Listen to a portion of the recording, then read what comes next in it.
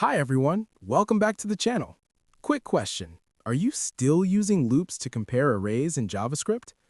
If you've ever written nested loops just to find common values or remove duplicates, this one's for you. JavaScript Sets quietly got some serious upgrades, and they make common operations like union, intersection, and difference ridiculously clean. In the next couple of minutes, you'll see how to use these new set methods to write simpler, faster code with zero loops and zero headaches. All right, let's jump straight into the code. On screen, I've got two arrays.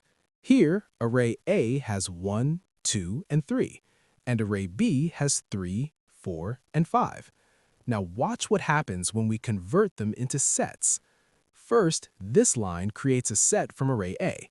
This next part does the same for array B. Now notice this line here. We call union on the first set and pass the second set into it. When this runs, the result is a new set that contains everything from both sides. 1, 2, 3, 4, 5. No duplicates, no loops, no manual checks. That's the entire union operation in one readable line. Next, let's look at intersection. Here, this setup is the same. Two sets created from the arrays. But this time, we call intersection.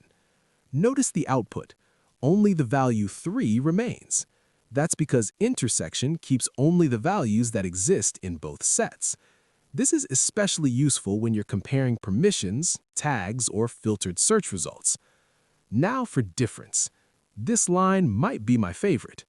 Here, we're asking, what exists in the first set but not in the second one?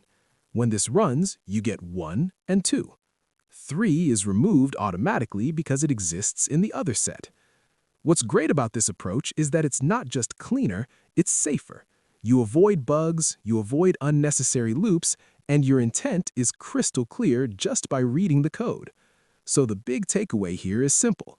JavaScript sets now give you math-style operations that are fast, expressive, and easy to reason about. Thanks for watching. If this helped, like the video and subscribe for more.